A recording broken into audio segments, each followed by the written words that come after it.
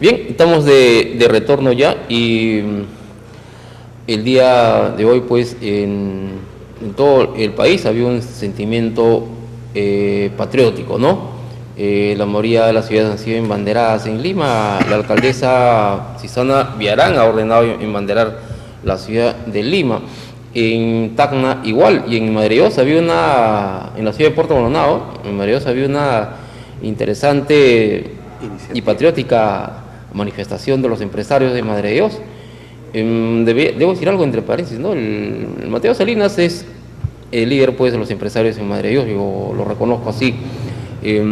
A veces está de presidente de la Cámara de Comercio, pero así no esté de presidente de la Cámara de Comercio, los llama, los convoca y siempre están realizando actividades como estas, como el año pasado cuando organizaron el concierto del ciclo, ¿no? Trayendo la Sinfónica de Cusco, la Orquesta Sinfónica del Cusco, en conmemoración de los 100 años de la región de Marios. Eso fue verdad fabuloso. ¿Cómo estás, Mateo? Buenas noches, qué gusto. Bien, Manuel, gracias por la invitación. Aquí estoy a tus órdenes. Y uy, ¿cómo empezó esto? ¿Cómo interesante esta manifestación de los empresarios en banderar las calles de nuestra ciudad? Gracias, Manuel.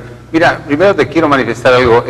Me siento satisfecho porque esta mañana muy temprano estuvimos colocando las banderitas en toda la ciudad, en estas cuadras que se han podido embanderar. He visto y he compartido con otras personas ese sentimiento de felicidad, ese sentimiento que se ha reducido a un sentimiento de patriotismo, ¿no? Y eso es lo que nos ha motivado, básicamente, tomar esta sentencia de la Haya, este fallo, como una oportunidad para llamarle la atención con el objeto de invocar más patriotismo de parte de todos los peruanos. La lectura duró casi 2 horas, ¿no?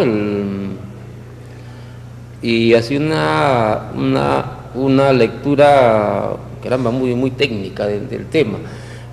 Finalmente todo se resolvió terminando en un mapa donde tenemos una nueva delimitación.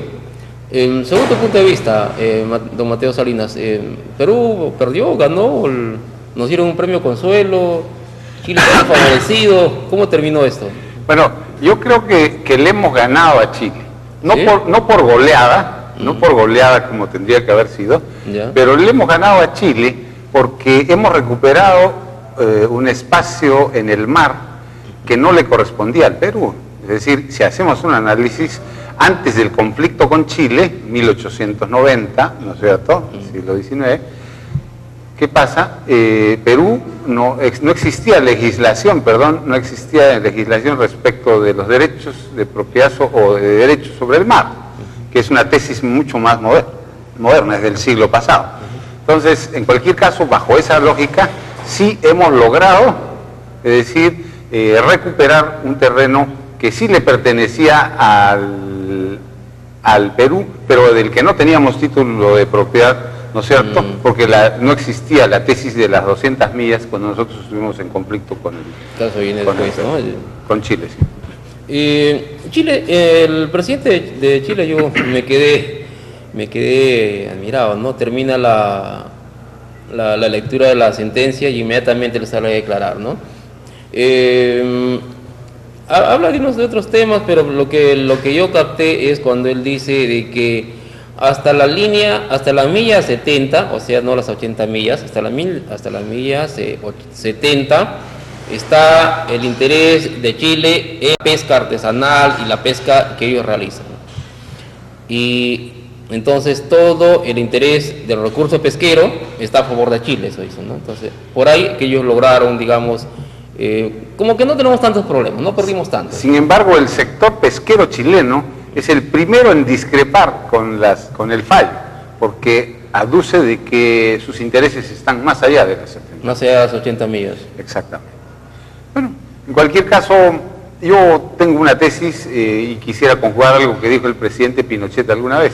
Él dijo, el Perú está barato, y en la década del 80 y el 70 hay que comprarlo. Entonces hay que hacer eso, es decir, tenemos que trabajar para que se rompan ya las fronteras y cuando estemos en una América Latina y en un solo mercado, ahí pues podremos invertir y comprar Chile y recuperar eso que alguna vez perdimos, porque creo que esa es la única forma. Claro, hacerlo como Japón, ¿no? Japón pierde la guerra, pero gana la guerra económica, eso se habló desde los años 80 todavía. Así es. Pero Perú también está comprando empresas en Chile.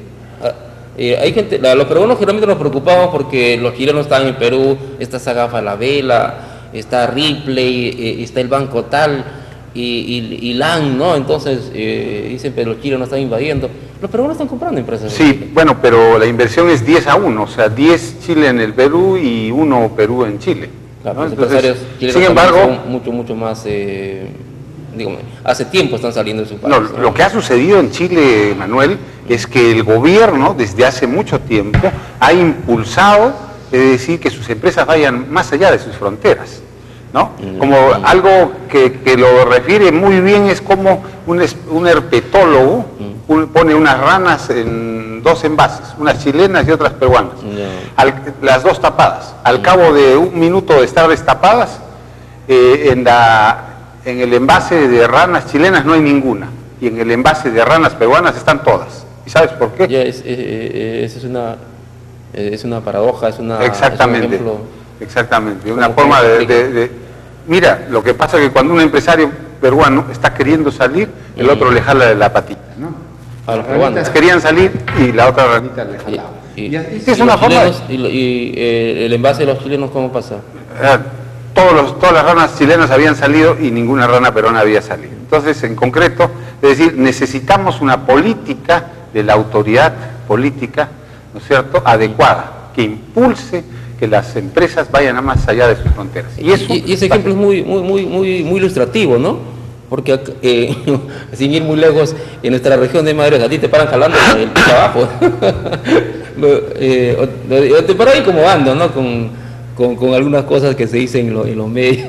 Sí, bueno, es cierto, ¿no? Es cierto. Creo que las cosas están cambiando para bien, Manuel, y en realidad lo que ha motivado al sector productivo, comercial, empresarial, a hacer este embanderamiento y a hacer una parada ahí en la Plaza de Armas para escuchar la sentencia, no es más que el interés, ¿no es cierto?, de llamar la atención a que la población se dé cuenta de que hay un sector que está trabajando por solucionar algunos problemas de nuestra región. Tenemos un poco de problemas, ¿no? Se está anunciando un paro para el 29, 30 y 31. Hay un tema un poco controvertido. Yo tengo un punto de vista, pero como hombre de prensa, no interesa tanto lo que dice el hombre de prensa, sino lo que opinan los ciudadanos. El tema de control de combustible, de control de insumos para la elaboración de pasta básica y cocaína. El primer tema ahí, ¿no? La gente se molesta, los gremios se molestan porque dicen cómo es que a Madrid lo consideren como una zona de droga. Nosotros no somos narcotraficantes. Los que están bien informados, Mateo, sabemos que si no es toda la región de Madrid, hay partes donde sí se está empezando, lamentablemente está empezando el cultivo de coca y también las pozas de maceración. Perdón. Eso es cierto. Llegar además el Estado toma estas medidas para controlar, le decía ayer, el otra semana a Eduardo Salguana, no para controlar específicamente controlar el tema de cultivos de coca y las pozas de maceración o elaboración de pasta, sino para controlar el combustible. ¿Cómo ves en este tema del control de insumos que afecta directamente al control de combustible? Bueno, yo creo que este decreto supremo, el 015-2013, ¿no?, si no me equivoco, sí, debe ser derogado, ¿no? Acaba de ser postergada su vigencia, sin embargo, considero que debe ser derogado. No, con 5 días más de plazo para que los griferos y además los usuarios puedan inscribirse. Así es. Sin embargo, ¿qué pasa? Bueno, aquí se trata de hablar de altos comisionados y de bajos comisionados, ¿no? Tú sabes que se hizo referencia a este personaje de la SUNAT que estuvo para explicar cuáles eran las bondades de este decreto supremo 015, se reunió con empresarios en la Cámara. ¿No que sí? Sí, claro que sí. Y yo estuve, sí, presente. Y alguien le dijo, pues, oiga usted bajo comisionado, ¿no? Porque él hablaba mucho del alto comisionado. Sí, pero alto comisionados y bajos comisionados. Lo cierto es que esta ley no representa el sentir de este pueblo. Y el gran responsable, la autoridad política. Es decir, los grandes responsables son quienes han gobernado esta región y no lo han hecho adecuadamente. Quienes gobiernan ahora y no lo han hecho adecuadamente porque no son capaces de ponerse los pantalones. Claro, es decir, Amado Romero, todos sin excepción, deberían de decir algo antes de que la norma se publique. Pero por supuesto, claro que sí, y esa norma y esa intención de decreto, aunque este es un decreto supremo, debería estar previamente consultado al pueblo y discutido en los diferentes ambientes. Entonces, y las autoridades deberían de saber. Claro, y aquí se evidencia la falta de instituciones en el país, ¿no? Destruida en el gobierno del presidente Fujimori. Recordemos, Manuel, sí. Destruida. Acuérdate que lo mataron a nuestro amigo Wilca en el gobierno del presidente Fujimori. Efectivamente. ¿No? Es una intención de destruir la institucionalidad en el país. Concretamente, ¿a usted le afecta al negocio? Bueno, por supuesto, ¿sí? Claro que sí. Todo lo que significa... ¿O le afecta o genera un poco de trámites o de uso de personal, de costos? ¿Cuál es en sí, por ejemplo, en el caso personal? Manuel, mira, en realidad lo que hace este decreto supremo es sobreregular. Y la sobreregulación lo que hace es atentar directamente contra los puestos de trabajo, contra la empresa y la generación de trabajo. Generan sobrecostos. Así es, concretamente eso es lo que pasa, ¿no? ¿Por qué? Porque imagínate si tienes gente rodando de una zona a otra, es decir, te imposibilita a desarrollar tu actividad económica con la libertad que tienen en Ayacucho, que tenemos en Cusco, que tenemos en Arequipa, ¿no? Es decir, comenzamos con restricciones, ¿no es cierto?, que lo que hacen es sobreregular y en consecuencia aumentar el costo del producto o hacerte menos eficiente en un mercado que es hoy día tan competitivo. Ok. ¿No piensa usted de que habría que hacer algún esfuerzo para impedir que avance el tema del sembrío de cocas en la región de Mario? Por supuesto. Si es que hubiera información, obviamente por supuesto, que fue eso, ¿no? Por supuesto, con toda seguridad. Es decir, es obligación del Estado, pero no poniendo en riesgo, ¿no es cierto?, a quienes formalmente impulsan el desarrollo. ¿No estás tratando de ser un poco condescendiente con el sector minero? Decir un poco mal con los gremios que van a protestar mañana y deja de lado tus convicciones empresariales y el interés por la región. No, te comento que hablo con toda libertad porque no voy a ser candidato. No estás pensando ser candidato, porque algunos muy cómodamente se meten en el tema, pues por eso sí, te lo digo. Actualmente, pues, los políticos pocas veces pueden decir la verdad, sobre todo cuando están en campaña. Que generalmente nunca dicen la verdad. Yo te digo algo concretamente, aquí hay una sobreregulación. Ahora, por otro lado, es decir, es cierto que el Estado tiene la obligación de combatir cualquier actividad delincuencial, ¿no es cierto? Y el narcotráfico lo es. De acuerdo, lo es. Sin embargo, existen otros instrumentos que no necesariamente son instrumentos como que sobreregulan un sector que de por sí, en Madre de Dios, ya tiene muchos problemas. Okay. Y cuando te lo planteo de esta forma, la justificación puede ser el tema del narcotráfico, que de repente no hay una intensidad como hay en la selva central. El objetivo es el control de la venta de combustible a la minería ilegal. Por ahí estamos bien, ¿o no? Mira, concretamente, Manuel. Cerrar el caño a la minería ilegal. Sí, mira, la minería ilegal tiene que desaparecer, ¿de acuerdo? Yo estoy convencido de que tiene que desaparecer. Y si hay algún empresario vinculado a un tráfico de combustible, también tiene que ser denunciado. La minería ilegal. ¿No es cierto? Y el Estado tiene la obligación de combatir eso, porque es decir, no estamos en una posición de empresarios formales, ¿no? Y tenemos que, defender el Estado de Derecho en el país, ¿no? Ya. Pero por eso, pues, para eso está el decreto supremo 015-2013-IN para controlar la venta de combustible a la minería ilegal. Sí. Lo que pasa es que, como te vuelvo a decir, por ejemplo, solo un ejemplo, transportista que viene de fuera de la región para transportista brasilero, que trae insumo para la producción de un producto llamado pollo, tiene que registrarse. Pero ¿qué pasa? Es decir, la versatilidad con la que actúa el Estado para registrar Ese vehículo es el problema.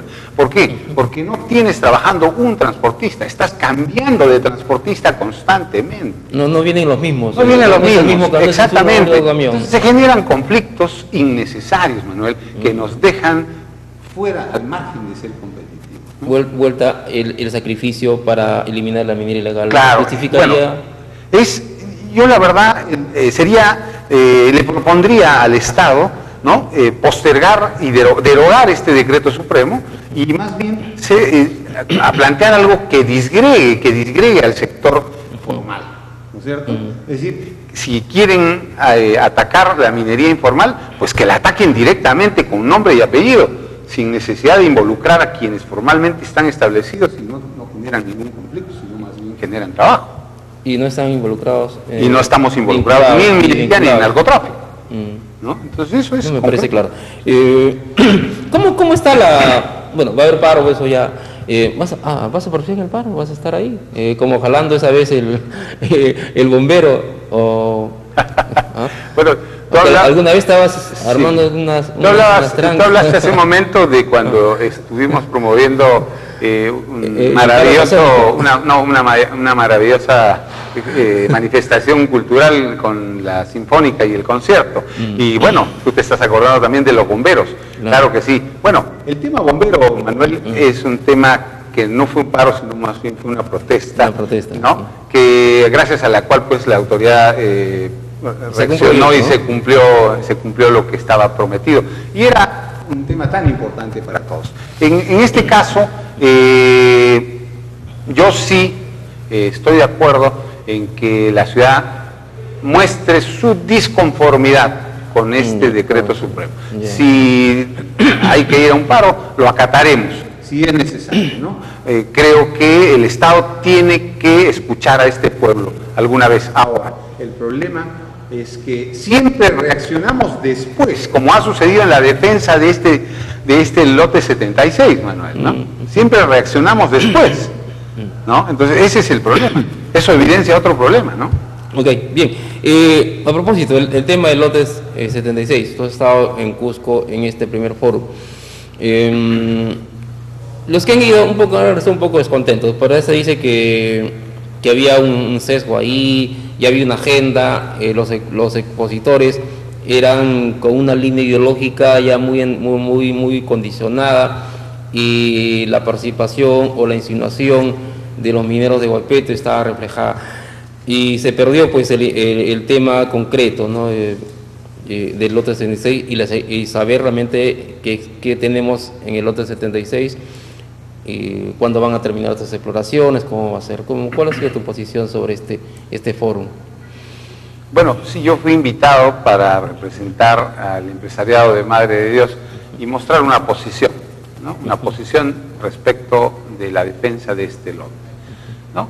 En cualquier caso, la exposición ha estado llevada a cabo con técnicos de muy buena calidad, el caso de la ingeniera Sandra Echevarría Lazo, que es pues en esta materia, y ojalá, hace unos días en la Cámara yo les decía, o algunos otros amigos, perdón, les decía, ojalá estuviera invitada doña Sandra Echevarría Lazo, una persona, la doctora Sandra Echevarría, no tuvo el tiempo suficiente para exponer sobre este tema. Ella dio una cátedra sobre, por ejemplo, yo me enteré con la exposición de ella, que en el gobierno del presidente Velasco Alvarado había sido el gobierno en el que más petróleo se había explotado en el país, ¿no? ¿Ah, sí? Sí, yo, por ejemplo, no conocía.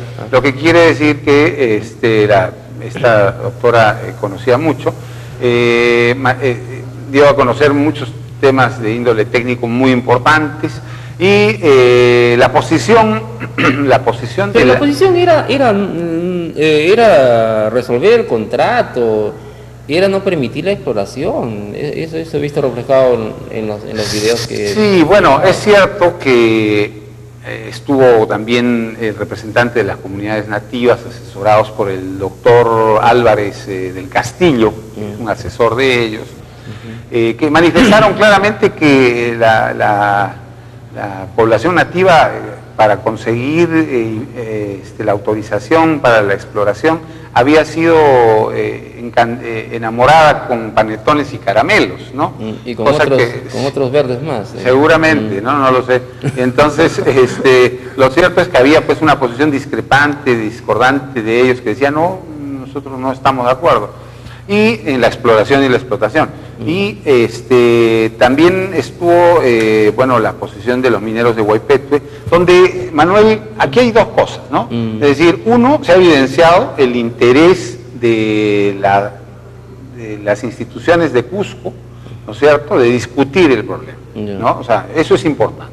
Por otro lado, se ha evidenciado el interés del sector minero, pues bueno, lo que se ha hecho, el expositor ha mostrado cómo estas 1.400 concesiones mineras de la zona minera del Madre de Dios están sobrepuestas con la concesión hidrocarburífera que le otorgan a la Han Oil.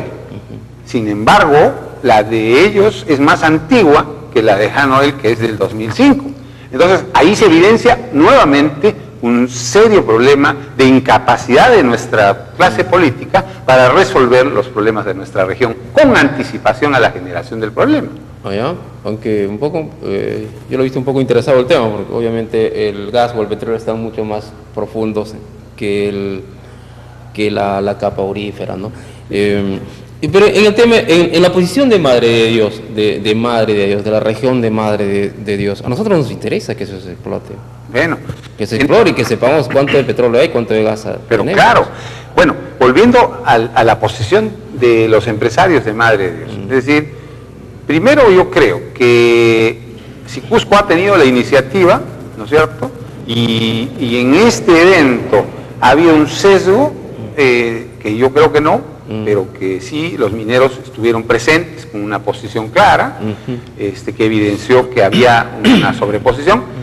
Acá en Madre de Dios, ahora que se está organizando el evento, tenemos la oportunidad de que esto sea más plural, más democrático y que todos podamos decir nuestro punto de vista respecto de eso. Y escuchar a la empresa, porque por supuesto. No estuvo. Por supuesto. Han estuve a la empresa Han Oil. Han Oil. Bueno, no sé si ellos estén dispuestos a debatir después de que ya tienen un contrato con el Estado, ¿no? Entonces, ¿qué debatirías tú, ¿no es cierto? Si más bien a ti lo que te queda es solamente explotar y explotar. No, yo creo que sí lo van a hacer. Y bien, Mateo, para terminar, entonces, ¿cómo está el sector empresarial en Madre de Dios? Unido. Hay una recesión. ¿Te refieres a...? Qué bueno, unido. Sí, unido. Tú sabes que APEMIPE, la Cámara, el Instituto 3D, gestores empresariales, está la Asociación de Emprendedores con Capacidades especiales, distintas, en fin. Hay una gran cantidad de gente interesada en promover el debate de algunos problemas del Madre de Dios. Y eso es en concreto lo que pretendemos hacer en el futuro próximo. Hay un tema que siempre escucho, de los productores mineros o los interesados en apoyar al sector minero.